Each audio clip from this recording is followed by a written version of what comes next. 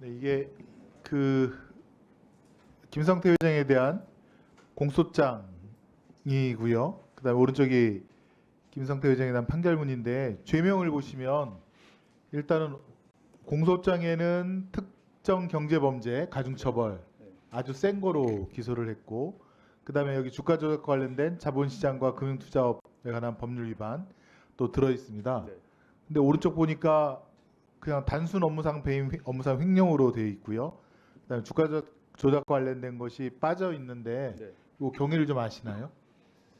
일단 제가 전체 그 검찰 수사 기록을 봤을 때는 김성태 회장 입장에서는 북한에 건넨 800만 달러가 그 회사 자금이 되면 유엔 제재와 유엔 제재와 미국의 제재를 위반한 게 돼서 해외 그 쌍방울이 해외 공장들도 있는데요. 그렇게 되면 아예 그냥 수출입을 못하는 상황입니다. 그래서 전체적인 기록을 봤을 때 이거는 나의 개인 자금이란 걸 굉장히 강조하고 있고요. 특히나 주가 조작 자본시장법에서 자꾸 주가 조작 관련은 굉장히 형량이 훨씬 센 걸로 알고 있습니다. 그래서 그 부분을 공소할 때는 했으나 나중에 빠진 부분을 저희도 상당하게 이상하게 생각하고, 김성태 회장이 체포되기 전에 쌍방울 임직원들, 특히 저 오늘 오신 엄영수 증인을 비롯한 많은 임직원들이 김성태 회장이 대북 사업을 통해서 나노수의 주가 부양을 하려고 했다는 사실을 반복해서 진술하고 있습니다.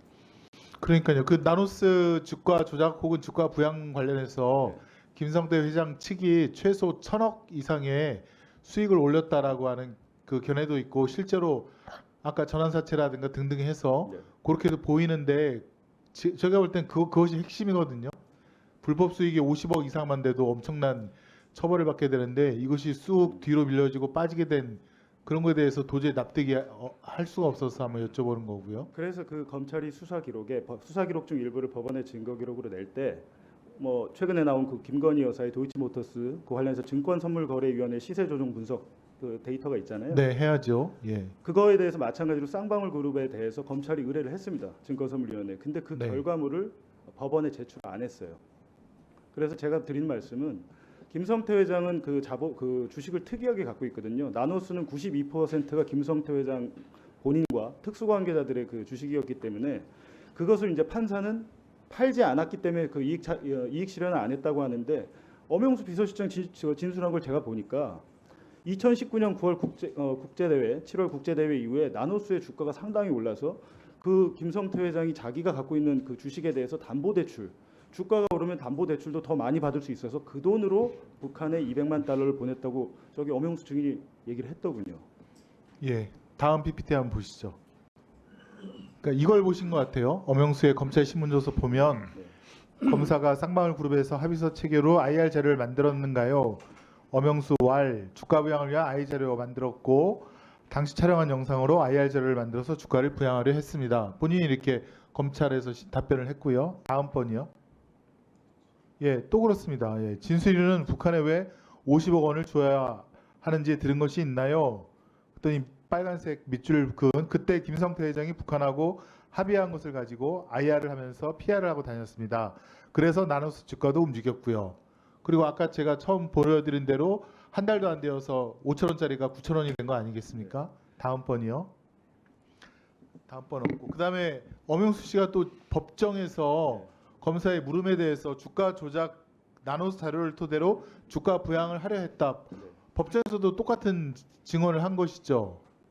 그러니까 지금 여기서의 진술과 완전히 다른 것이기 때문에 그래서 지금 증인께서 봉지욱 증인께서 이거는 위증의 의혹이 있다라고 얘기를 한 거 아닙니까?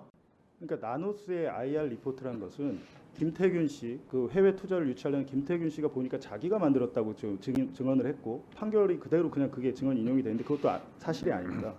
나노스의 IR 리포트라는 것은 쌍방울 내부에서 만들어서 해외 투자를 유치하기 위해서 한 것인데, 당연히 엄영수 비서실장 그걸 만들지도 않았고요. 검사가 제시를 했어요. 보니까 이게 뭐냐라고 했을 때 엄영수 증인이 뭐라고 했냐면 이거는 허위 사실이 아닙니다. 여기다가 만약에 이거는 밖에다가 투자금을 유치해야 되는데 여기 만약 하나의 거짓이라도 들어가면 그 회사가 망한다, 큰일 난다라고 얘기를 해요. 즉 계약금 500만 달러는 대북 사업 합의 체결의 대가다라고 본인들이 네, 죄송하지만 한 가지만 더 확인하겠습니다. 엄영수 씨 PC에 회사 내부가 카카오톡을 했는데 아까 장영대 의원님도 지적하셨듯이 거기에는 박영철, 엄영수, 김영수, 장석환 이런 쌍방울 사람들이 이 국가 배양을 위해서 이런 거 하자 보고하고 이런 내용들이 카카오톡에 다 들어있는 거 아닙니까? 근데 저는 그렇습니다. 지금 오랫동안 취재를 하다가 이제 요즘 관련해서 좀 안 보다 오늘 와서 또 기록을 막 좀 봤는데요. 한번 생각을 좀 해볼 필요가 있어요. 이 사건은 800만 달러 약 100억 원을 북한에 줬는데 그렇다면 경기도는 무엇을 얻었을까요?